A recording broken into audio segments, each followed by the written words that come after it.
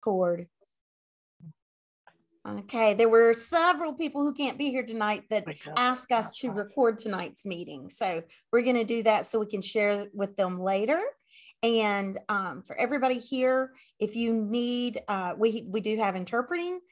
She has marked her video on the screen so you're able to watch for that if you need that accessible feature, as well as captions are at the bottom of your screen, a selection where you can click to turn them on for yourself. And just as a reminder, Tanya, do not mute Jesse Monroe.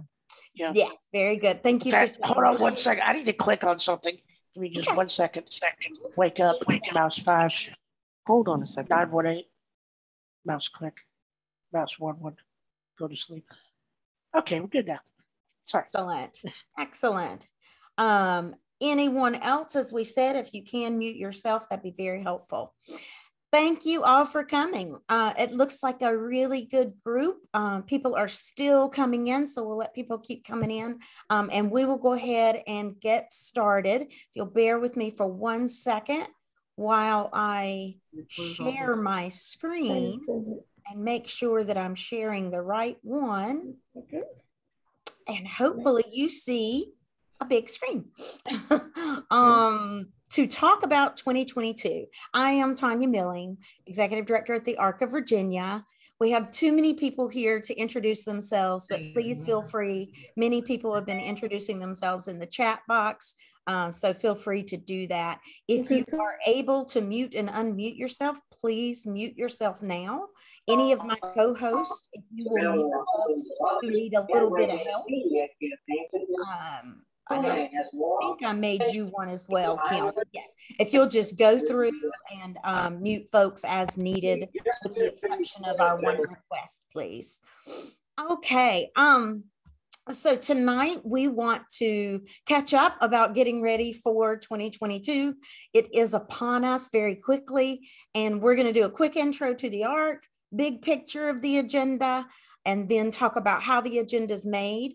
Talk about how the Life Like Yours Self-Advocacy Alliance is involved with that. And then we'll go through the agenda in detail so that you know what each of the legislative items are that we're looking at for this year. And then we're going to ask you, we want your reaction. We want to know if we hit the mark. We want to know where we didn't hit the mark, that sort of thing. And then we're going to go into breakout rooms and talk about how we can mobilize together and hear from you about anything that we miss. Okay, there we go.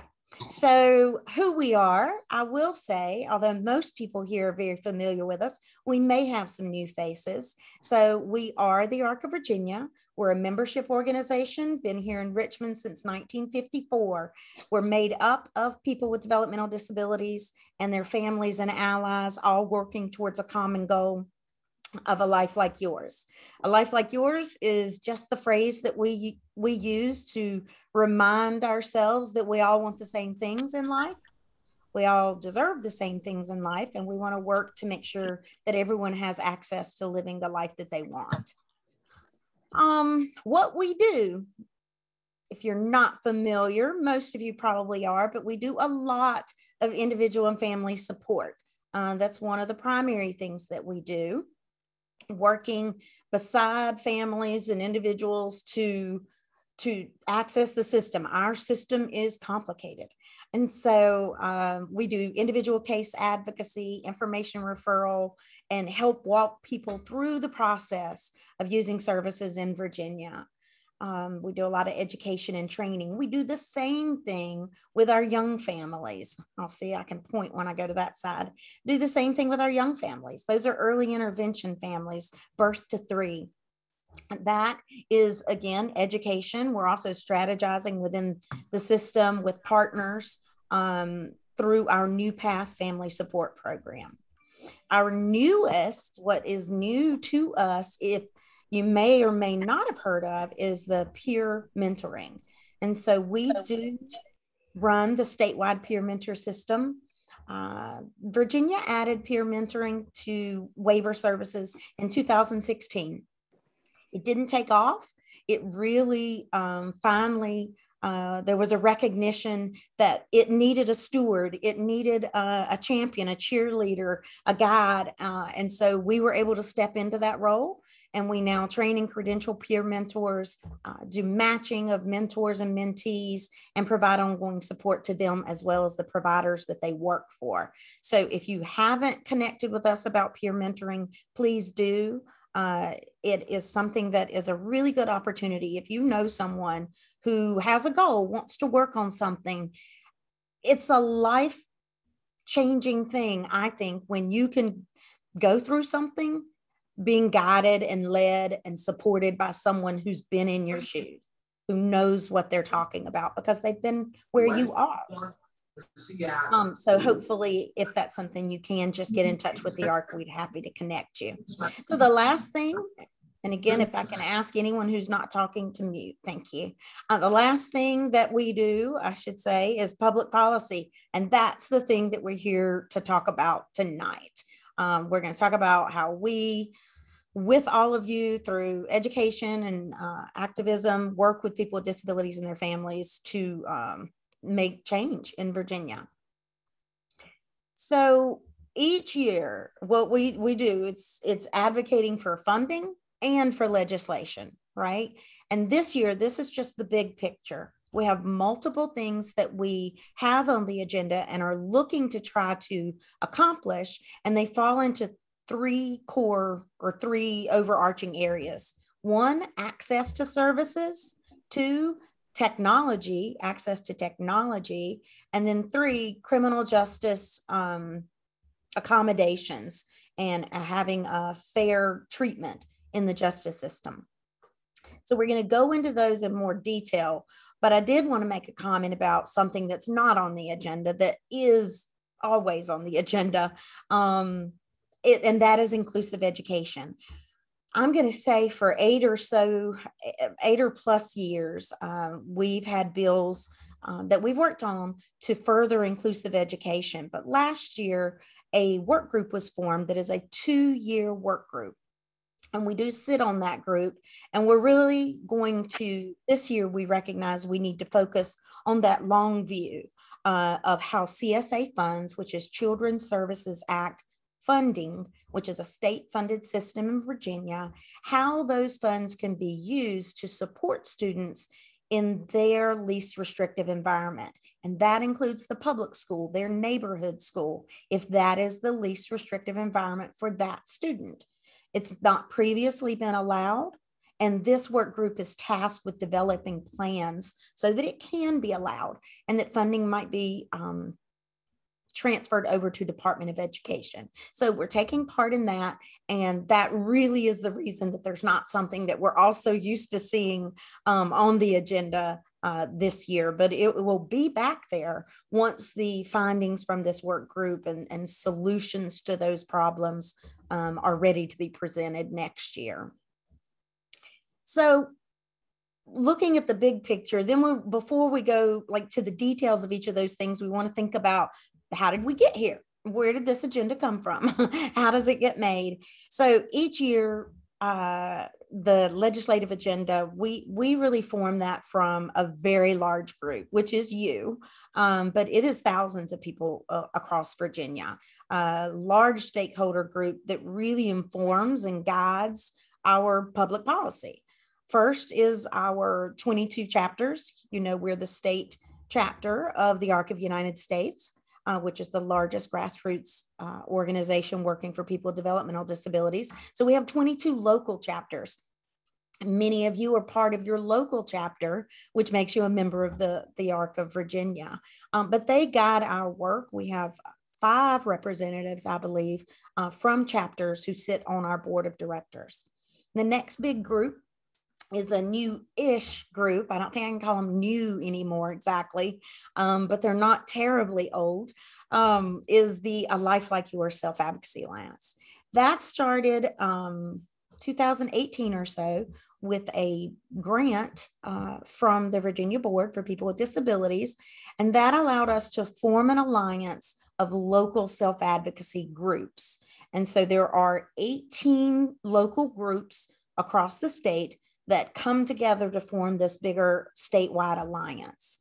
All members are people with developmental disabilities, and it's the purpose of forming was really to ensure that people living the system, people with life experience and the real expertise are the ones in the front leading the movement. We used to always hear people talk about the state would put work groups together and call us and say, who can you refer us to get input from people with disabilities and get input from families of people with disabilities? And I think over the past few years, I certainly hope it's really started to change and shift because we're not getting their input. We are following their lead. That's our job. That's what we're here to do. The last group on this slide that makes up those stakeholders is our entire membership, which includes all of you and many, many other people. And that includes about 850 to 1,000 people who receive information and referral support from us each year. Like I mentioned on the other slide, what be it adults or children, early intervention, but those folks, we look for patterns, right? People call us when they're having a problem, and we take on that advocacy case or whatever the case may be, that they may just need resources or information or pointed somewhere or guidance. But we look at what are those issues about, what are people facing on the ground day to day that we're tackling. And that really probably has one of the most significant impacts on our ability to know what's happening on the ground for people and what they're experiencing. Then we also, the ARC really serves as a connector for tons of organizations that are partners. We have many who are here tonight. Thank you for being here. But this is dozens, over a dozen organizations here that are listed that are just some of our partners throughout the year. We really look to them and rely on them to tell us what's happening with their membership. Many of them are membership organizations. Some of them are organizations like trade associations who represent providers. Virginia Access is an example. And so we can really learn a lot about what are the things that providers are facing. And then a lot of the other groups, if it's related to criminal justice, we're often working with LRID, you see in the middle there, that's legal reform for people with developmental disabilities. When it's about children's issues or school, public school, we're working with PTSI, Virginia Board, it's an employment thing, we're talking to APSI. All of these groups that are here really help inform the work that's done. And so we hope to be a connector just between all of these groups, and that together we're all the DD advocacy movement, and together we all build this public policy agenda, that there are many places that we can come together on and advocate for the same things. That certainly gives us more power. And, you know, most.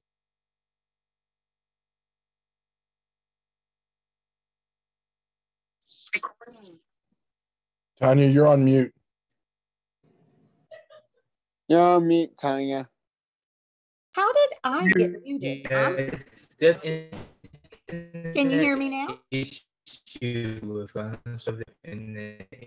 Yes, Tanya, you're good. Thank you. Thank you.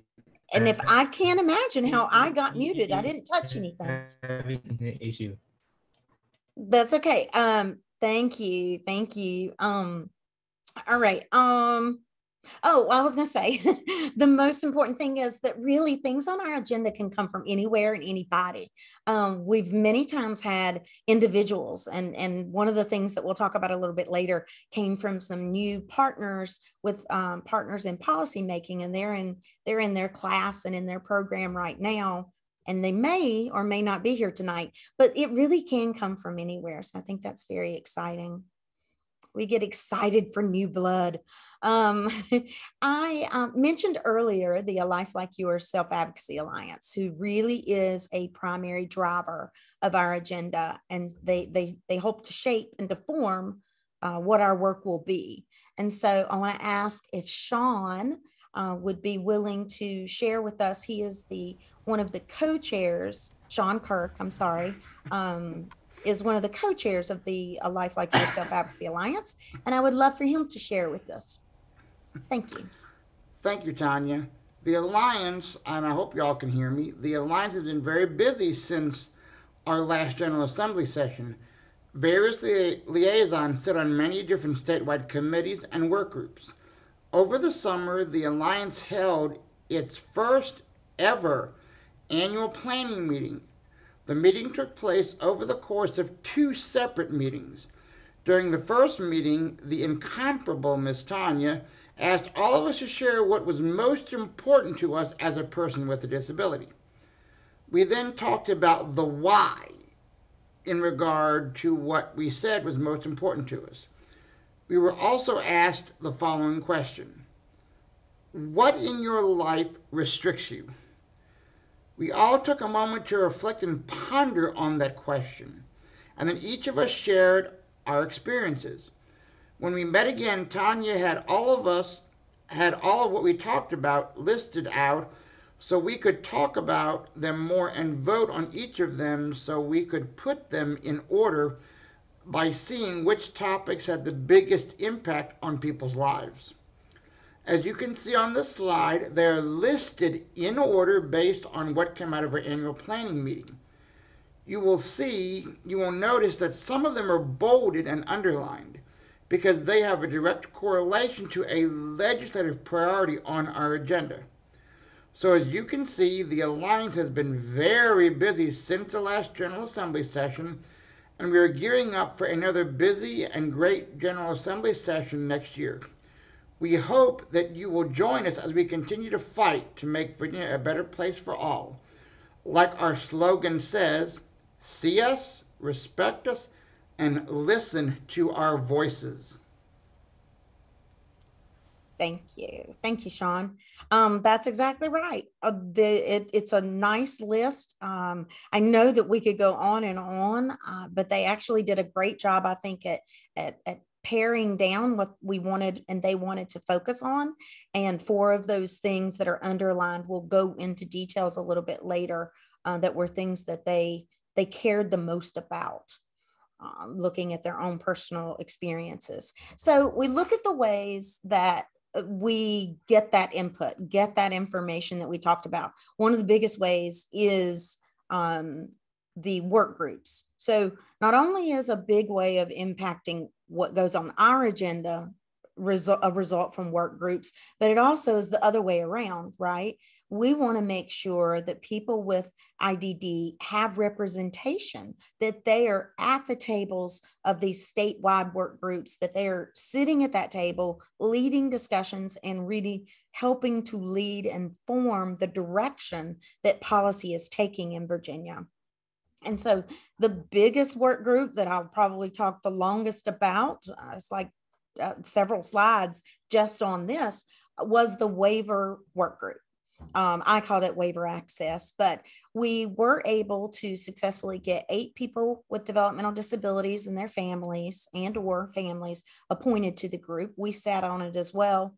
And it had, and many of our partners here on the call are part of this group.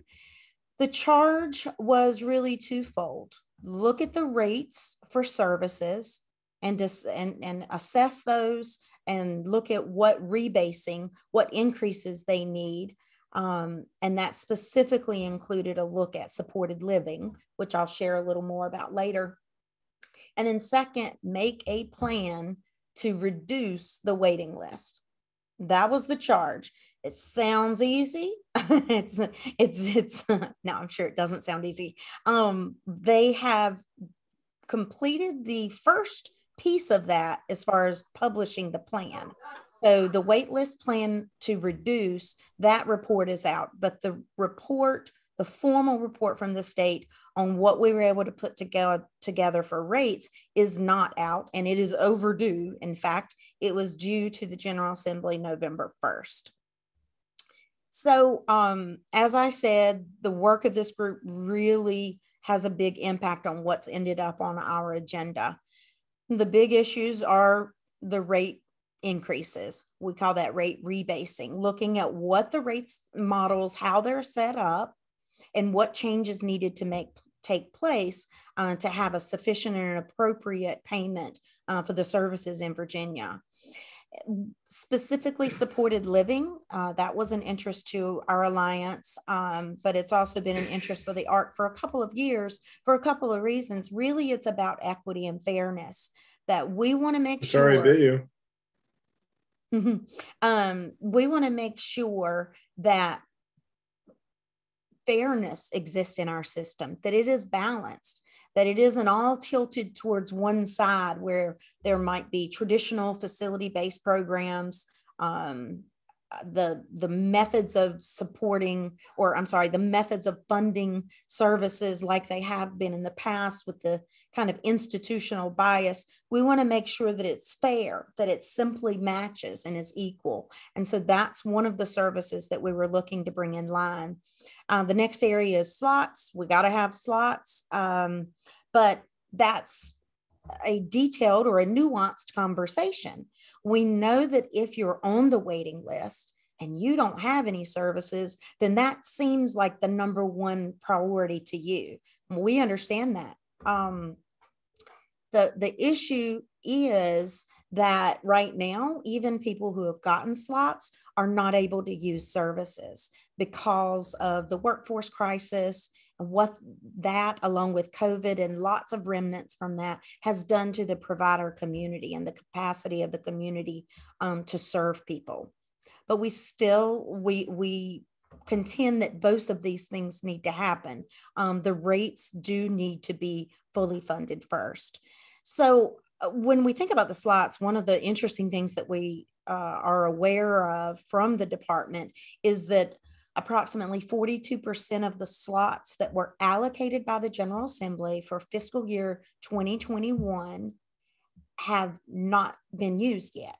They've been allocated, but the folks haven't been able to get a provider. So they haven't been able to use their services. 42%, that's a lot. And that's from 2021, which is over. Fiscal year 2021 ended June of 2021. I have to say it out loud a lot because I get completely confused by the way we do fiscal years here. So I have to say it out loud a lot. So we've requested the data on how many of the slots that were allocated for fiscal year 2022, which is the year we're in right now, how many of those have been assigned or used? And I would bet none have been used. So we really have to think through getting that data and information so that we can get people the support and help that they need. Capacity is the other area, and this is something we've got to transform. We want to think about transforming capacity by thinking about innovation. It would be impossible, I would posit, to build the level of capacity in the community with traditional services if we didn't change our model, if we didn't change the way we think about capacity. If it's tied to spaces and vacancies and buildings and locations, we cannot build fast enough to support funding the entire waiting list. We could not do that. There are 14,000 people on the waiting list, and the vacancies and spaces that would be available in whether it's group homes or day support programs that are location based, that doesn't exist. So we have to look at innovating things to see how we can transform how we think about capacity, and then how can we support providers in a heavy way, not a lighthearted, let's give some trainings and offer some resources, but where can we really make big investments to help people to innovate, to transition out of certain models into other fully inclusive services. And then the last piece on here is thinking about intervening in people's lives earlier. Kim is our board president, and she has been saying this for years to me, and I'm sure many others. We have got to get involved in people's lives earlier, before they're in crisis. And this is where the conversation on the national level informed some of the conversation of our waiting list work group. because they were looking at basic services in some of the things that were proposed in Congress that has not gone through. We call them core services. So it's just a little bit of service early on that might help you avoid going into crisis or needing the full comprehensive waiver, whatever that may look, what might look like. And so if you do that earlier, we keep people out of needing the more expensive services longer. So when we looked at the actual report that came out, the way it came out, we were pretty satisfied with. Overall, we were satisfied that the report did represent the recommendations that the work group discussed overall for the big areas that I just mentioned. It also used a lot of language that advocates had used in forming a vision and stating a vision for what things could look like.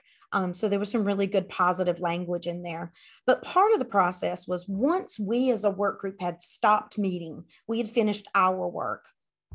The departments, it's just part of the process, went back in to put in their data and information. And so while we are listed as authors on this report, and we are, there were things that go into the report just by nature of the process that go in after we've signed our name, so to speak.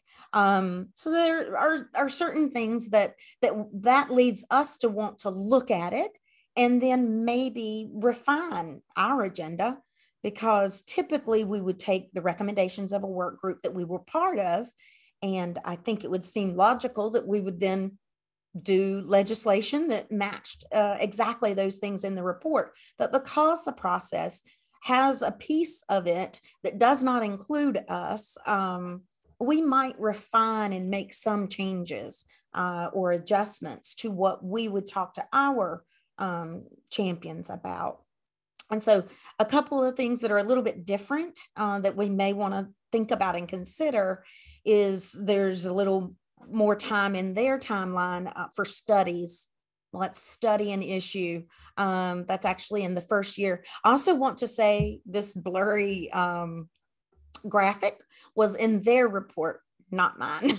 Just want you to know that. So we're saying no, right? We don't need more studies of certain things. There are some things we need studies, but some it's about, instead of studying the issue to see if it should be done, it's about putting a group of people together to make a plan for it to be done. And in the little bit of time, the few years I've been here, that seems to move more efficiently and effectively in the General Assembly.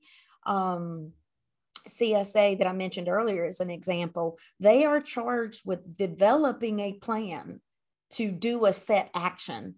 And after the plan is there, General Assembly will vote to either do the action or not. And in some ways, I could see people feeling that that's not efficient. But the reason it is in my view, is it seems to go faster because once they see that plan of how to do it, that answered all the should we, why shouldn't we, et cetera. All of those things get answered at the same time. And so then you're in a position where you have the authority, you have the approval to move forward versus study it for a year, get approval to then go make a plan and do it. And that can take another year. And it's just a perspective. So we want to see things moving more quickly. The other thing that's different, excuse me, in their plan is it is a 5-year plan, whereas we had hoped and advocated for a 4-year plan. And in their timeline they've provided here, I don't see, unless someone else has seen it and can tell me where I'm missing it, I don't see the innovation piece planned for and mapped out. And I think we feel that that's key to taking the work as a whole that came out of this work group and operationalizing it into something that will actually happen. I think it's really important that we have all of those pieces there. So we've kind of looked at the timeline and made some assumptions. And then we've made some changes based on our assumptions. And we're going to work with our champions in the General Assembly to refine what our agenda would be so that it's aligned with the same goals, but it may be a little bolder in terms of numbers or dates and timelines than what was in the original report. But we really have to do that in concert with our patron, our champion in the General Assembly. So I can't speak to specifics, although you'll see things on here. These are numbers. These are not set in stone for what would be in a final budget amendment, but it's what we're feeling right now makes the most sense. Looking at when to start things, we're talking about fiscal year 2023, right? That is what for either of these, that's when it starts. So when we're thinking about accessing services, we agree, you got to get that rebase done right away. And that's not different in ours or the formal report. The thing that's different is the capacity planning. Thinking about what planning can be done to put those core services in that we talked about. In their plan, if you look back, their thought was to study it in this year, and then it doesn't start until way down here. Well, that's a good amount of time, and I feel like lost time for having a real impact. If that is anyone but Jesse, with that sound, one of the hosts can mute. If it's Jesse, it's just fine. Excuse me a second. So that's a long time to wait for what we feel is a really key component of the overall plan, which is getting a small set of services to people while they're waiting. It gives them relief. It likely avoids going into crisis, and it likely delays their need for the more costly services. So we think that's really a key component, and waiting until that fourth year in a 5-year plan is not ideal.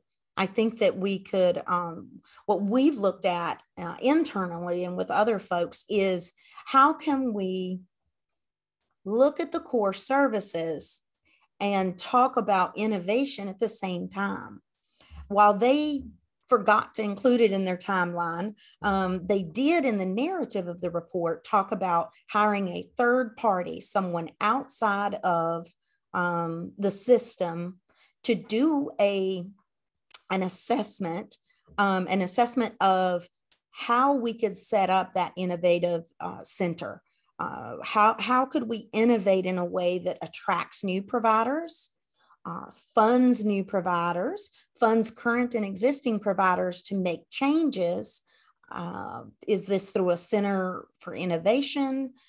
Is this big lump grants? What is the plan for doing that? And they estimated $250,000 to have a third party come out and write that plan and do that assessment. We think it might be possible that you could combine those things with looking at the innovation at the same time you're looking at core services. The experts that really will sit and review and discuss how core services could work in Virginia are the people in Virginia. They are your leaders in all of these advocacy organizations that are already here. The Virginia Board, Autism Society, CA, all of these groups are very capable of engaging and talking about sharing what they know from their members with disabilities and families about what people need. The Alliance, all of these folks are already here, and they can sit in a collaborative process to come up with a plan. And so that would be the hope to move that further faster. So at the same time you're doing the rate rebase, and at the same time you're doing some capacity planning, be it around innovation or core services, you're going to fund some slots. The first year would be 600. That is the same request. And again, this is looking at what will be the priorities on our agenda. That is the same as what's in the report. The waiting list grows by about 595 people average a year. So that's just keeping up with growth in year one. In year two, we were thinking of upping it a little bit just by 200. So you're getting a little bit into the people that are waiting now, and not just keeping up with growth. The report itself had 600. But then you're in a position at this point to add core services, create and build a center for innovation, begin to release possibly funds and funding to go to providers to develop these inclusive, fully community-based services. As the core services are developed, that reduces people in crisis. So it can reduce the number that we see going into priority 1 each year. So you see 600 going in each year, right, to the waiting list. So we can reduce that. So we're not having to keep up with that as much over time. Additionally, in year 3, we're starting to think about the fact that now it's more minors. More than half of the waiting lists are children. And so as you do slots in the beginning, you're then going to be touching on children that are typically less expensive services as they are still living in their home with their families. And so we've got a number of slots there and a final number of slots in 26. All of those slots together are the same number, 4,665. That is the same number in our agenda as it is in the report, although we have put them at different times. And again, this is not set in stone. This is something we'll work with patrons and champions on to really do a deeper dive. Right now, priority 1 is 3,450 people. That's current right now. So the funded amount that the report shows, what DBHDS and DMAS put as a price tag on this plan, was 143 million. That's what's in the report. That's not any math that we did. So it came from the source, so to speak. The last assumption I do want to mention there is partnering with the DD community in these efforts for planning and innovation. I think it's very important that those groups and organizations, such as the ones I mentioned earlier, are part of this, that they are leading with the departments. It is not just led by the departments. It really should be a community effort. It should be people with disabilities experiencing the system and their family members who are leading those conversations. And those are all the members of the organizations that we mentioned as well. I mentioned. Okay, and I'm doing a lot of talking. I promise it's not going to be too much longer before we want to hear from you, because we absolutely do. Access to services, so that we're still in that first big heading, and now we're into things that it just wasn't enough. There was more things that needed to go on there. These were not in the report that came from the work group, but they were things that came to us through our membership or through the various things that we mentioned earlier about the way the agenda is built. This first one is from PIP Partners in Policymaking Partners, who are in that course, in that program right now. They had an opportunity, it might have been 2 weekends ago now, I'm not sure, it's all a blur, to present their testimony and their story. And several people spoke to General Assembly members. It was a virtual testimony day coordinated by the Partners in Policymaking program. And it was a really excellent day. It was absolutely wonderful. And I think I saw Renita and Penny maybe come in earlier. So shout out to you. It was a really great day. And thank you for letting me be a fly on the wall. Folks did a great job on their testimony. And one of the House members, Delegate Bell, reached out to them after to say that he wanted to carry legislation for parents and spouses continuing after Appendix K. A lot of you may have heard of during the pandemic, during the emergency, there have been these flexibilities that are called Appendix K. And one of them was to allow parents and spouses to be paid as providers for minors. Parents of minors, spouses of adults, to be clear. I realize that came out weird. So we want that to continue. Right now with the workforce crisis, providers cannot find employees. People who do individual or consumer directed services cannot find some people to support them in their home, attendants, or people to be there to help them reach their daily goals, whatever that might be, whatever they want to do. They just can't find people. And so we feel strongly with these folks that allowing this to continue as a permanent answer could certainly help alleviate the crisis that the workforce problems shortage have created in the HCBS system, in the waiver program system.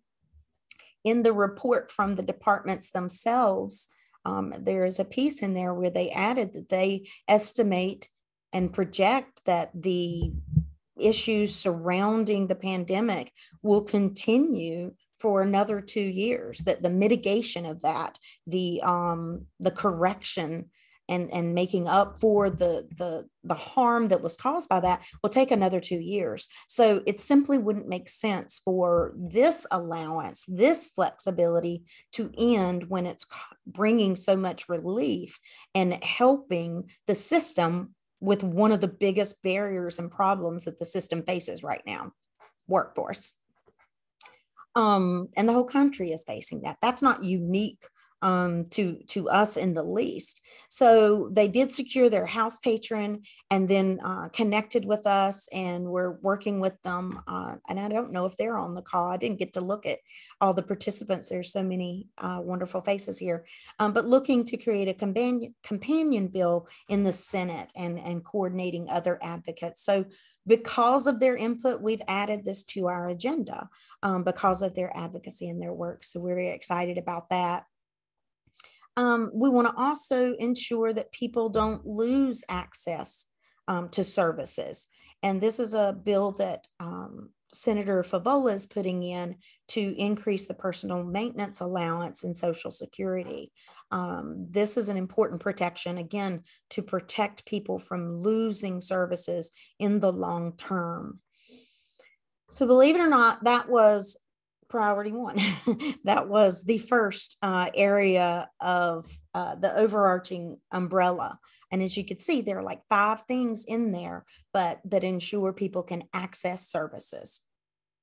The next 2 are much shorter. Access to technology. That was also a work group, technology and virtual supports work group. That started, the Alliance took a really big role in that last year and testified, and it really came out of the conversations that everyone, I think, has been having around the virtual world and this that we're doing right here, but also for them specifically in their feedback meetings that they have with the DOJ. And it just kept coming up from a lot of Alliance members, but also self-advocates who were on those calls and in those feedback meetings that aren't part of the Alliance, that we were just getting to know.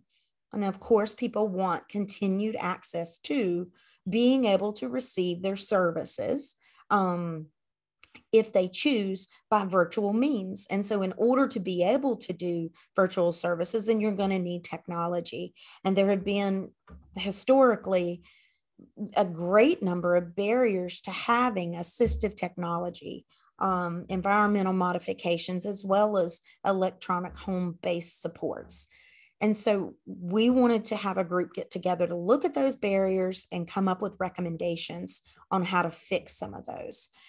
The group had several recommendations, but not all of them were as concrete as this one. And this one is very concrete. It also comes from the recommendations from the assessments that the Virginia board does each year, which is combining the spending caps for those 3 services I mentioned.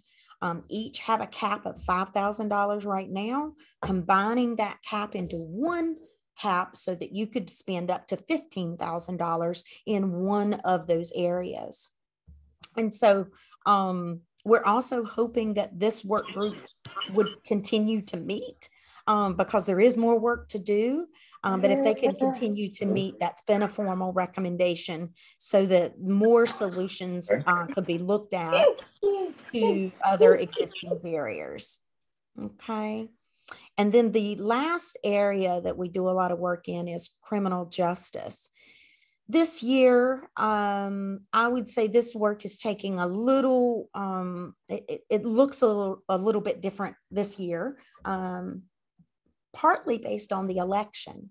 A lot of the work that we do, we're very fortunate. We have support from both sides of the aisle. We have champions that have been with us being the DD community, for many, many years. But some of our specific legislation, and in particular criminal justice, has over the last few years relied on support from the Democrats in order to get across the finish line. And so there may be some things that we're not looking at doing in criminal justice this year, but we want to do the things that we know are supported by everyone, or by a very large contingency of bipartisan support.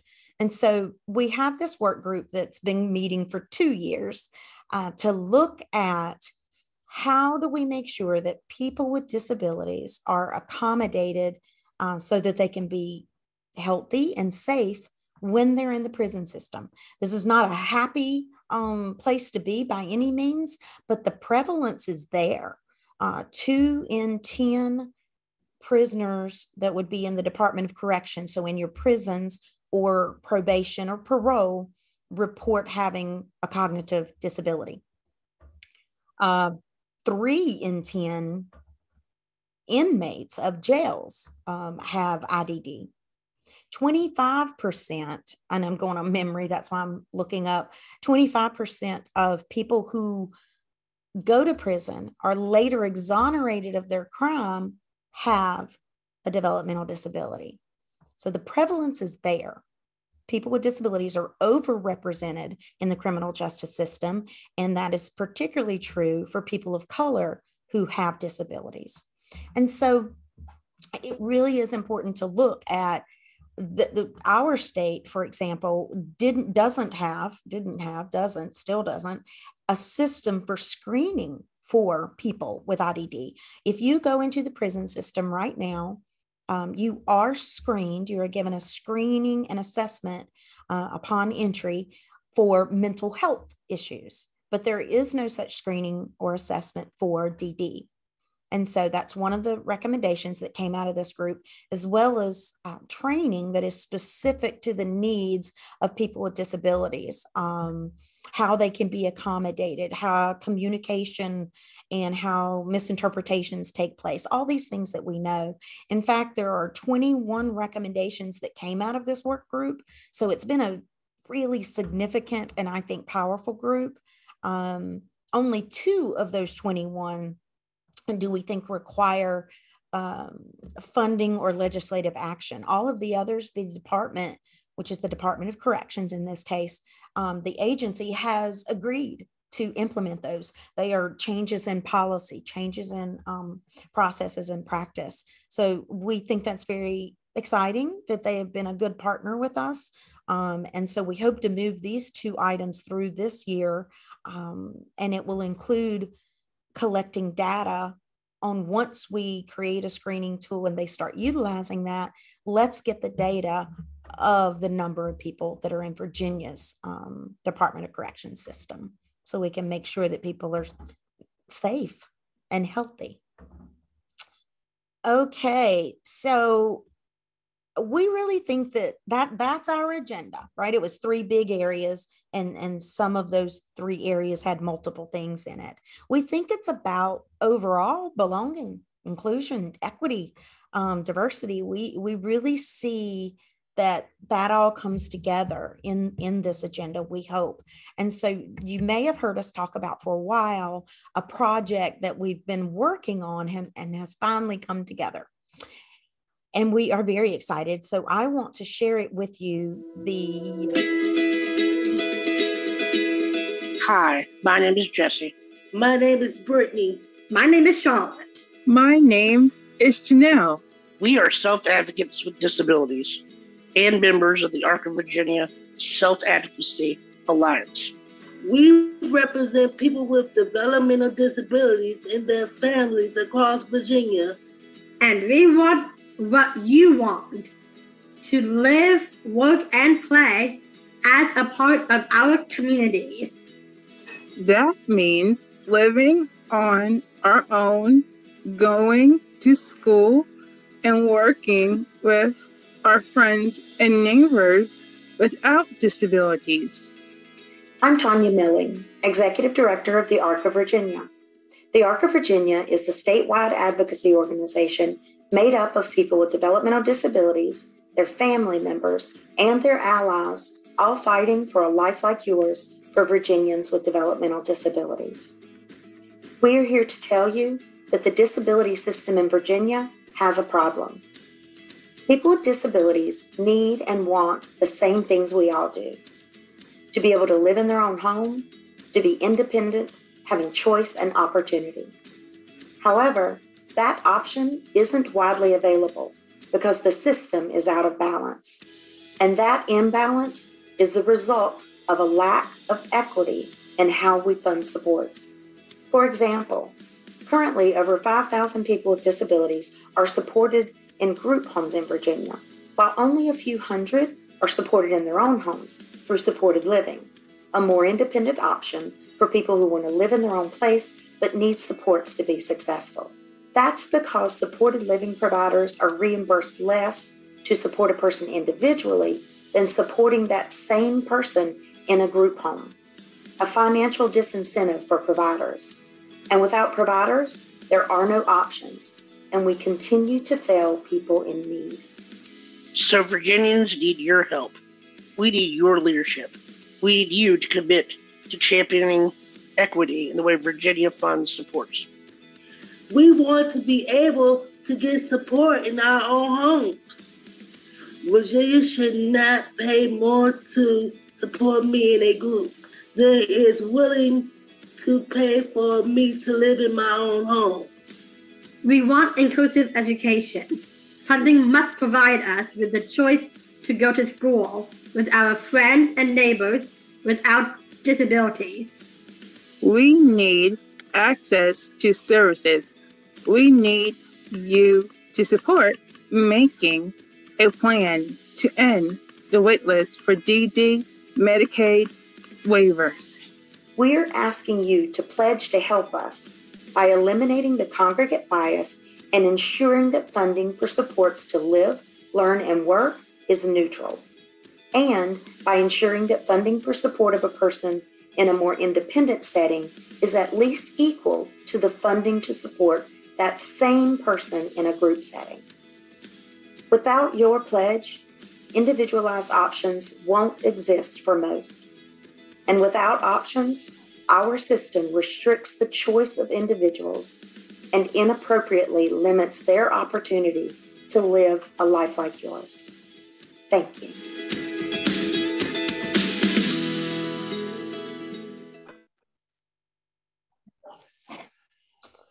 So this is going to go to the General Assembly, to elected officials, also the administration, to ask them to pledge, ask them to pledge to equity and inclusion. And so once we do that, they will get an introductory information, and they'll get the video, and then they're going to need follow-up. And so we're going to need all of you.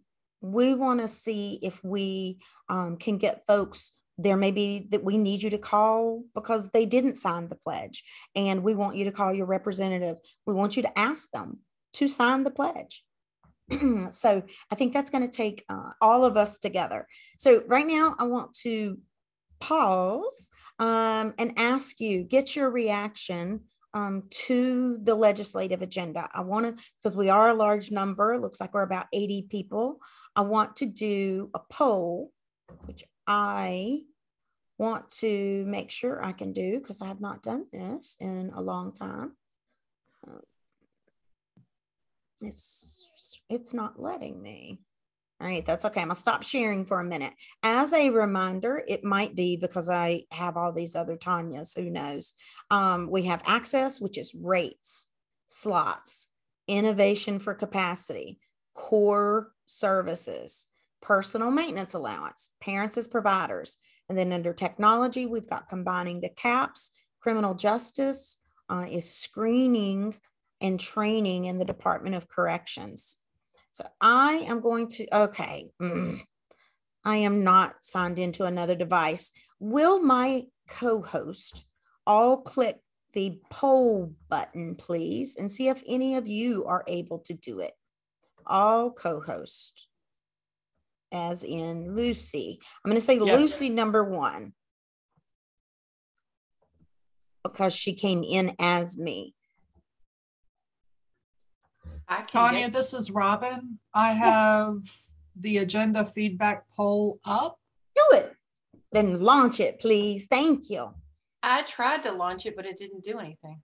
Okay. It won't even show it to me. So we're going to let Robin launch the poll.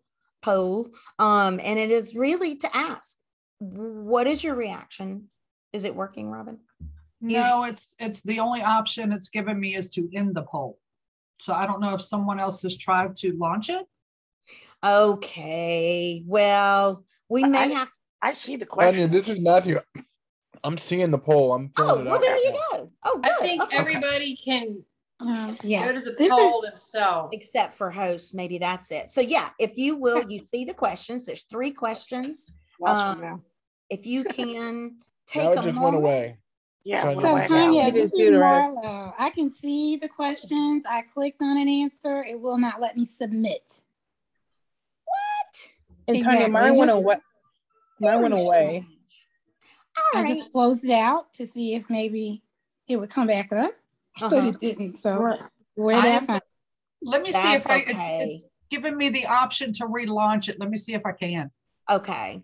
And if it works, it works. And if it doesn't, then we'll y'all will get, I'm seeing lots of comments that it comes up and then it goes away. How about we make sure the only host that should be touching this now is Robin, because it may be that we have multiple hosts. So this is all in Robin's hands. Oh boy. If it works, it works. If it doesn't, it doesn't. Does anyone see the questions at this point? Marlo, did it come back for you? Yeah, I did.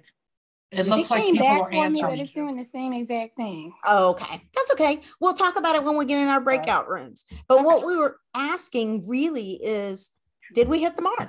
Are these the things that you want? And feel free to put your feedback in the chat as well. Well, people are answering it because I'm watching the numbers go up. Yeah. So some people can, some people can't. And that's okay. But feel free to leave us your info if you weren't able to. But yeah, we wanted to find out whether these were the things you expected to see, if there were other things that you would hope to see. And if that is the case, if this doesn't hit it on the head at all, then certainly reach out to talk to us about that so we can see what we need to learn about your experiences to see what else. Thank you. Okay. And so we now need to think about, with an agenda comes mobilizing. What are we going to do this year? So, mobilizing looks like a lot of things. A decade is too long. I was reflecting on that earlier with Kim and Gray and some of the other board members and team members, that really a decade's a long time since the Department of Justice came to Virginia and said, you do not have a sufficient community-based system and you're violating people's ADA rights because of that. And we agreed, Virginia promised to build a robust community-based system. And the number of people that are in priority 1 now are essentially within hundreds the same number of people that were in priority 1 in 2011 when the findings letter was released.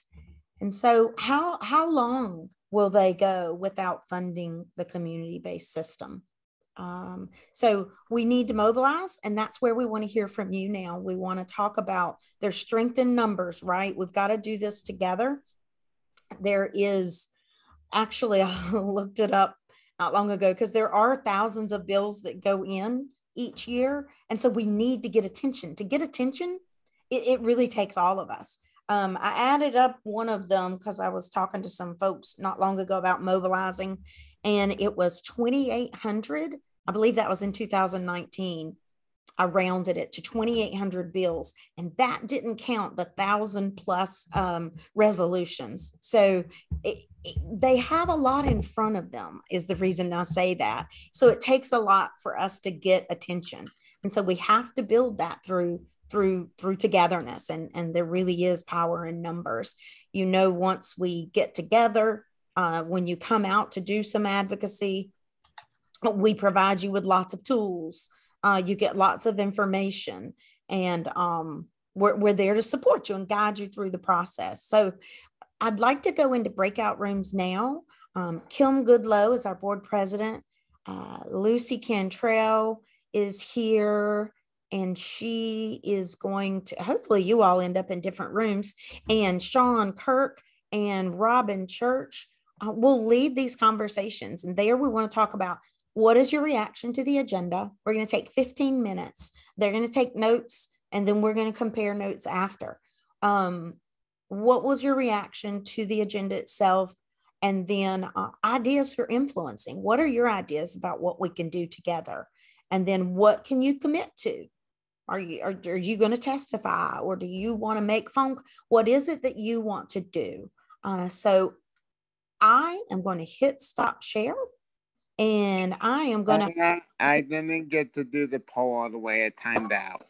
Well, that is okay. Well, thank you for that. I still want to do it if I could still do the poll some other time. Okay. Well, we can send that out. I am going to put us in. Thank you for that, Reed. In rooms, and you will show up in a room with a group of people that I hope that you are able to talk about those questions. If you don't see one of our moderator note takers right away, they will be in.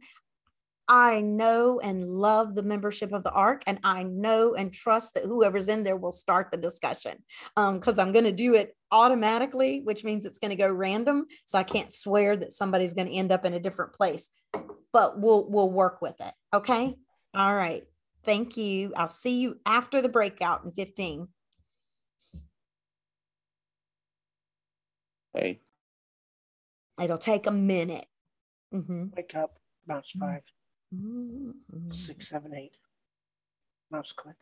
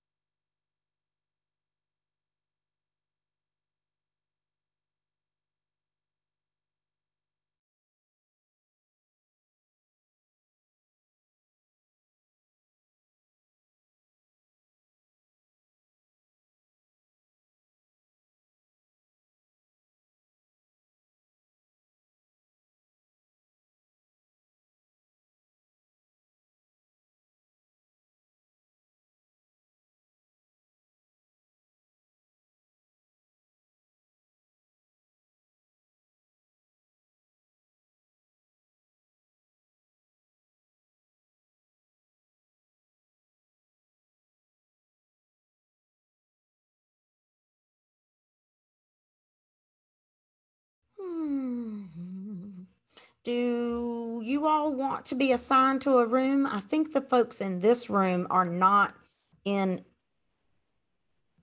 a room. If anyone wants to go.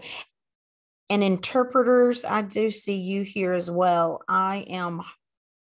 No one has texted me or chatted me to say that they needed support.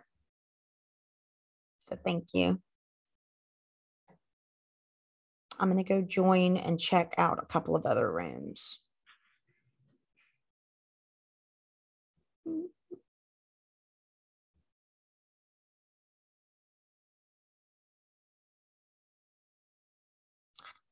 Move. Mm-hmm. Okay, everybody's assigned. Okay.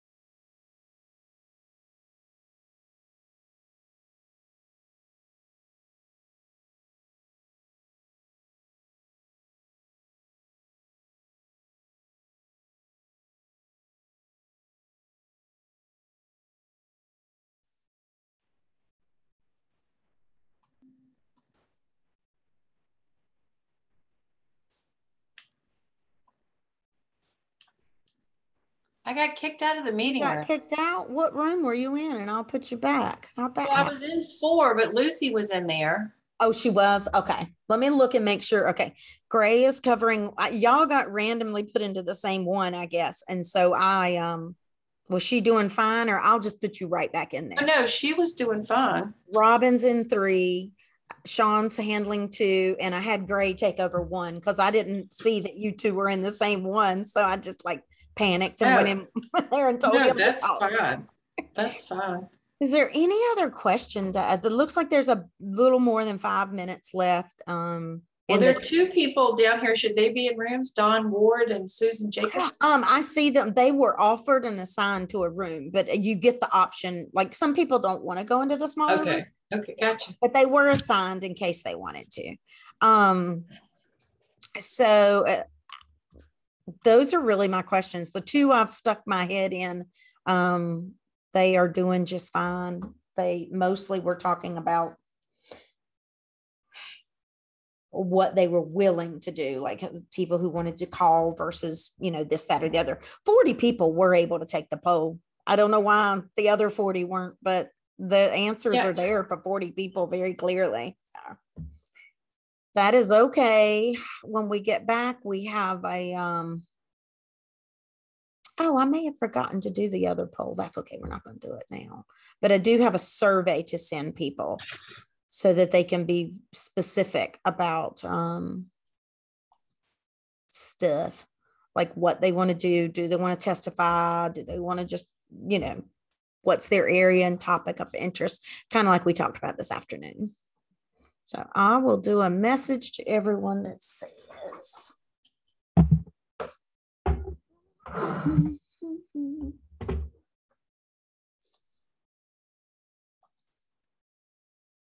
We will have 15 minutes when we go back to the main room. I'm done. I mean, do you want to kind of talk or see if people have questions in the big group or something earth-shattering they want to share? Or I can do it, but if you want it, or well, I don't mind seeing if anybody has any questions or okay. Yeah, I guess we'll just open it up for questions if they didn't. Yeah, let's do that. Because so that, you know, people would, okay, so we'll give them 3 more minutes and that gives us, that's pretty good, 15 minutes of questions. And if it takes it, it takes it. If it doesn't, it doesn't. I realize this is still recording. That's okay.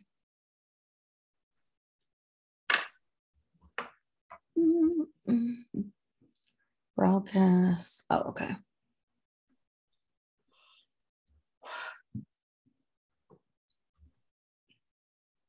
It's always fun to go see because you can't see when you're presenting. So now I can see all who showed up. I'm glad Marlo's here.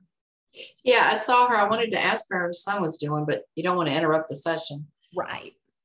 Retta's here. I haven't seen her in a long time. Well, in the last time we saw Marlo, she was at the hospital. Yeah. Yeah. Oh, we could send her a private message. Yeah. I guess you have to wait for him to get out. I think the only thing I can do in this mode is broadcast. And her son's name has just gone right out of my mind. Oh, Marlo and Dante. Yes. I was like, yeah. I'm terrible.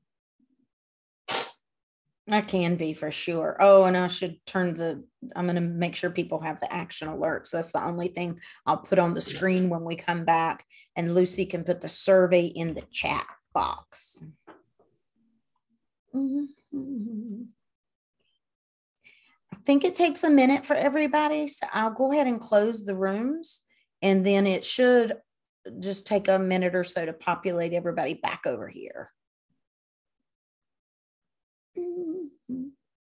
Oh, yeah. Oh, nice. It gives 60 seconds to do that. Nice.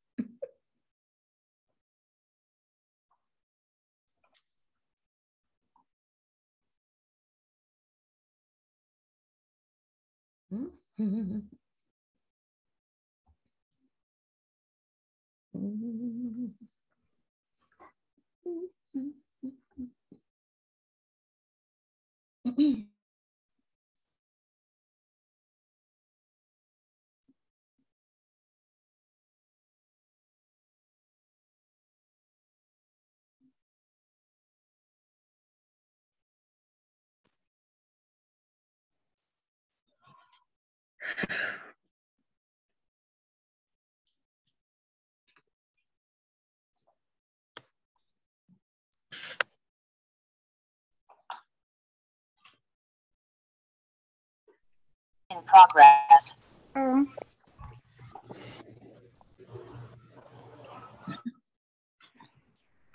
There we go. I think, oh, not everybody, but everybody's working on getting back.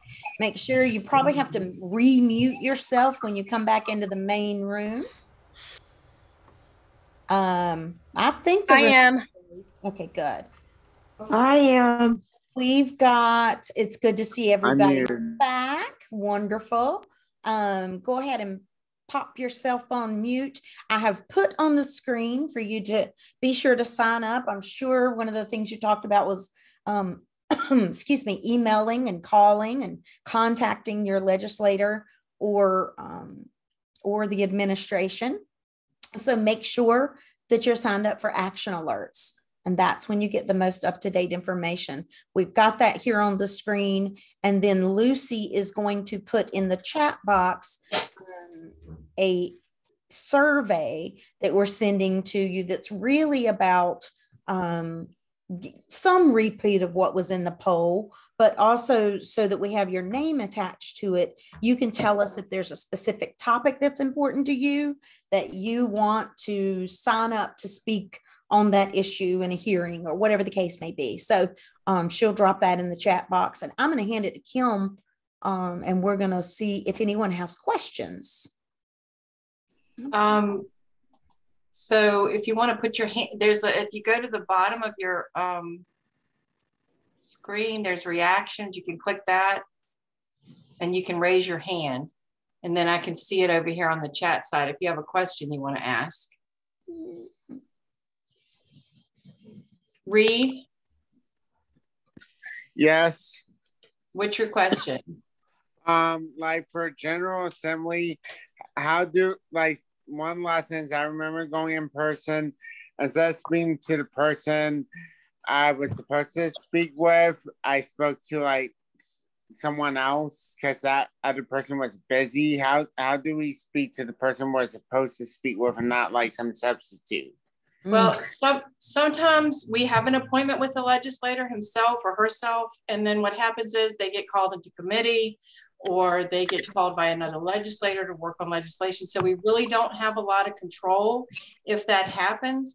The one thing I will tell you to reassure you is that sometimes those legislative aides, they are the ones that are actually doing the digging, getting the information for the bills and presenting it to the legislator. So a lot of times if we can get them to understand, and they tend to listen longer, if we can get them to understand and get them in the ear of their boss, which is the legislator, sometimes that's just as effective or more effective. So don't be discouraged by that. Lisa, okay. good. Lisa, Thank you, good? Kim. No, yeah. You have a question? Yeah. I have a question. Same thing with that. When we went to Richmond, down to Richmond to see our delegates, we had that same problem, like the other person was speaking about. How come we can't, if they're busy, and we have to keep, like, we come back and, they're not there. What should we do? Well, you should definitely speak to the legislative aid that they give you. You should give them all the information, tell your story, and then maybe you follow up with an email or a handwritten letter or a phone call and just say, hey, we had an appointment with you. We spoke to get that person's name, whoever the legislative aid is. And, I just want to share it again and make sure that, you're hearing me, and then maybe ask for a response back from them, via the email or the phone call. So. How can we, how can we, if we want to speak up and tell our stories, right? How can we do that over virtual? I'm sorry, over virtual. We're still working on how we're going to do this year, as far as whether we're going to have a blended virtual in person. That's why we were in the groups. We're trying to get a feel for who would actually feel safe going down to the General Assembly versus who might want to maybe set up a Zoom call or maybe come into a meeting in the office through Zoom. So you'll get more information on that, but just please let us know if you're comfortable going down to the General Assembly. I don't know if Tanya, you want to add anything to that? Well, that's one of the things we asked on the survey. Again, if you're not speaking now, on the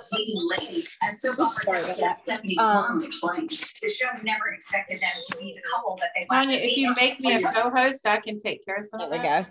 You should be co-host, but now I forgot what I was saying.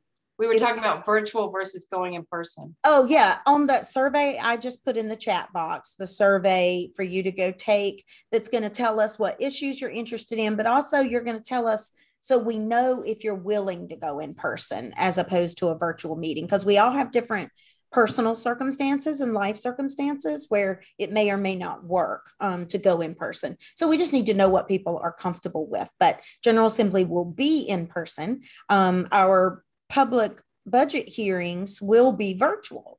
They have already said that. So, and that is the first week of January. As soon as we know the dates, we'll let you know that.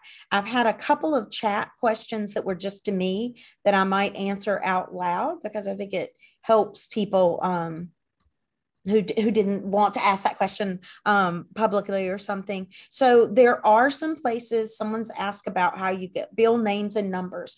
On that alert that I've mentioned earlier, thearcava.org/alerts.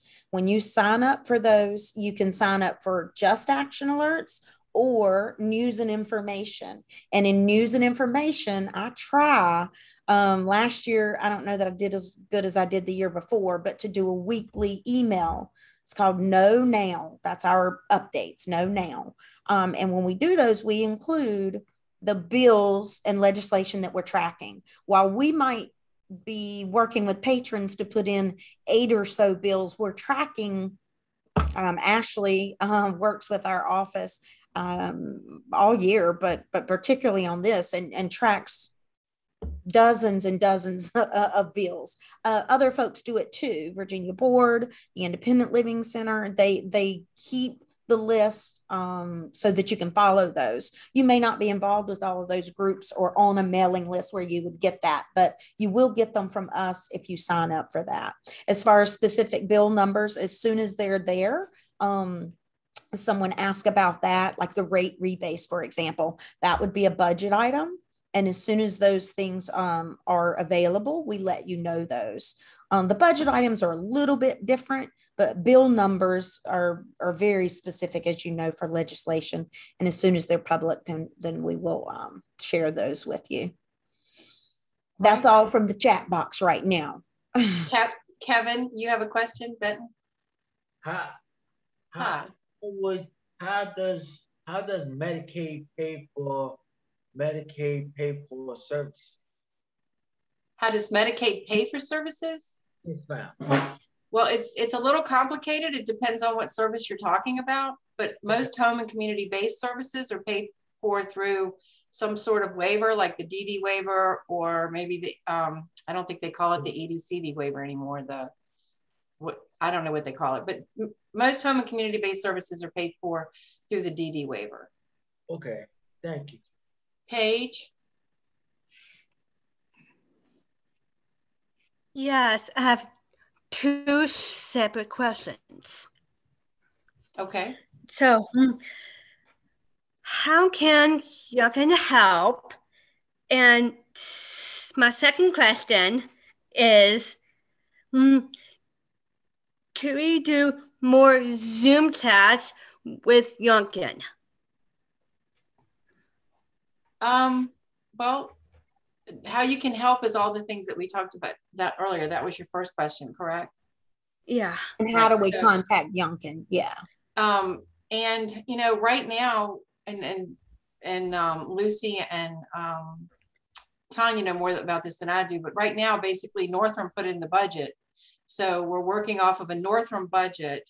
And then, so contacting your legislators to adjust this budget is going to be more helpful than contacting Youngkin, because Virginia does it kind of messed up where the outgoing governor gives the budget. So Youngkin really doesn't have a lot to do with the budget at this point. I have a question. So does that answer your question, Paige? I basically really want to know. Oh, I do have a third question just came up. Okay. How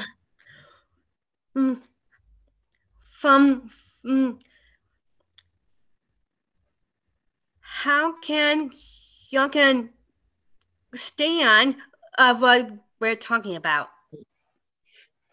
How can Youngkin what? Like his stand, like take a stand? Understand. Well, I would encourage. Thank you. Yes. I would encourage everyone here to feel free to reach out to, you know, the next governor, Youngkin, and explain to him your stories, and, you know, start sending him emails and writing him letters and, you know, calling his office if you feel like, you know, you want to start helping him understand. I think we'll start trying to get him and his administration involved in a lot of the things that we do once we get past this budget cycle.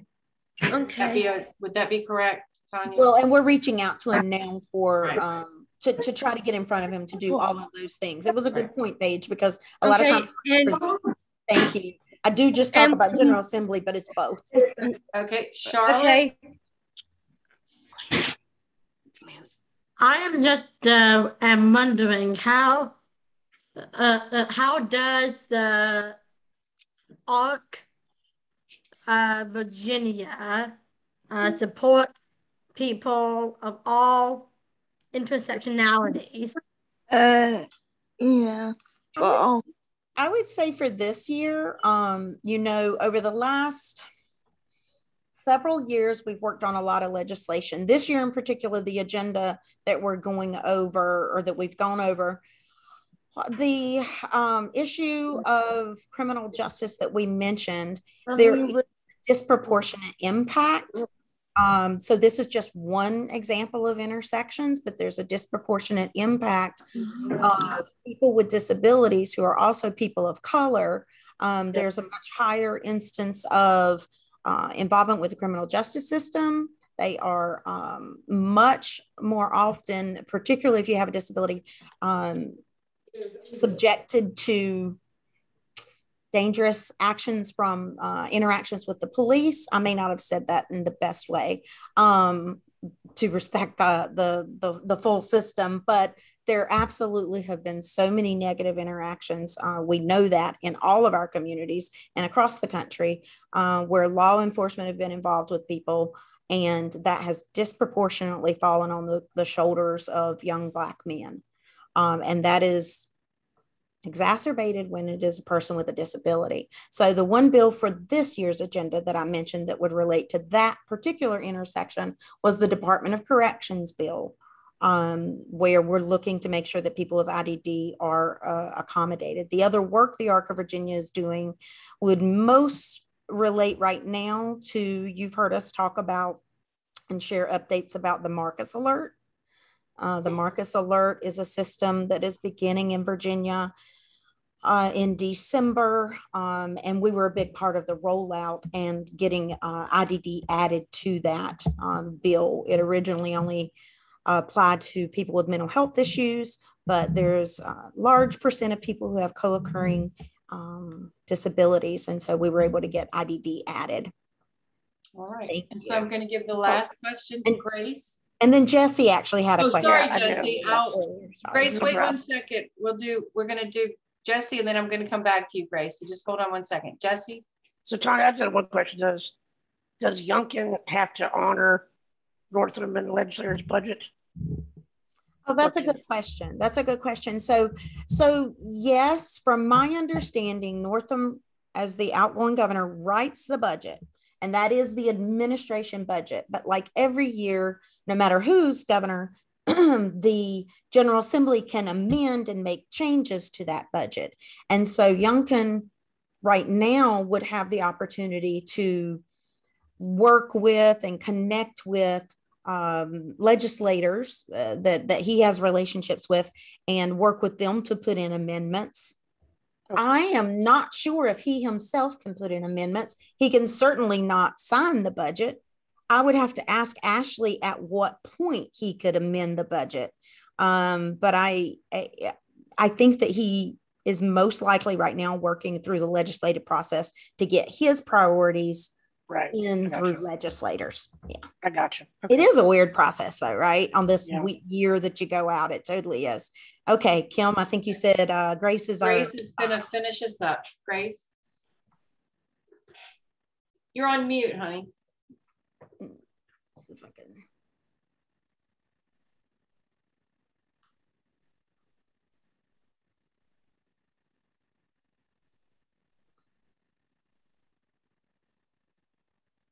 There you go. I was just gonna ask because like I was seeing in the breakout rooms I'm willing to go in person and email them both, because if we email them now, they'll be ready for us when we come in person. Which tell you I will get with you tomorrow, because I need to know. I don't know how to get my person's email. Maybe you can connect me, because I don't know how to do that. Well, right now we're trying to figure out how we're going to do DD days, and usually Tanya works really hard, and Lucy and everyone trying to set up appointments with legislators. So if we do DD days in person, we would have a day. Like I know you've come down before on your day, and if we do them in person, that's probably how we would do it. Is that correct, Tanya? Yeah, I think so. And so we'll probably end up, based on your feedback to the survey, Lucy put that again in the chat box so that we know whether we need to be doing that hybrid and how we can best support you. If we weren't able to get to your questions, feel free. Oh, I'm sorry, Grace. Go ahead. Can you send the survey to me, because I can't get it off the chat? Okay. Yeah. Yeah, we can email. That'll be fine. And anyone else, if you want to put comments in the chat, if we weren't able to get to you, Charlotte, I think you had another thing you wanted to say. If you'll just drop that in the chat, that will be helpful, so we're not keeping folks. I read your comment. That's funny. True. Reed, we've all got our eggs in a lot of baskets. Thank you all for coming tonight and your input. Feel free to reach out. We're excited to advocate this year. No. Did you see mine, Tanya? I did. I will take a look at that, Dorothy. It's saved for me. It scrolled past, but since people have written, but I will take a look. I saw your name pop up. Yeah, I still need to do the survey. When I was trying to do it before I shut off or turned off, we got and disappeared because they were tallying it or something. That's okay. You can just do the survey. That'll be just fine, Reed. Where's the survey? Everybody. Bye, Jessica. Bye. Bye. Marlo, I hope you're doing well. Would love to hear another time. We'll reach out by email to see how Dante is and see how you're doing. Thank you. Thank you. Bye, everybody. Bye, Grace. Bye, Jesse. Bye, Grace. Bye, everyone. Bye. Tanya, for the meeting. Oh, you're welcome. And thank you, Paige, for all your participation.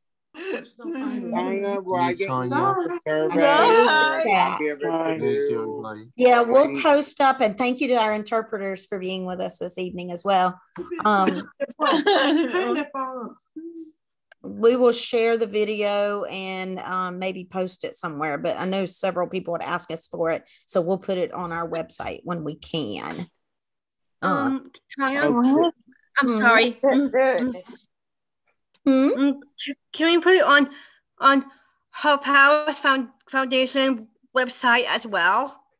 Well, Hope House hasn't given me administrator privileges yet. Maybe I could get them to do that, because I'd post all kinds of stuff. Talk to Susan. No, but I will share it with their and Gray. How's that? Anyone, and maybe or I'll send it to Gray.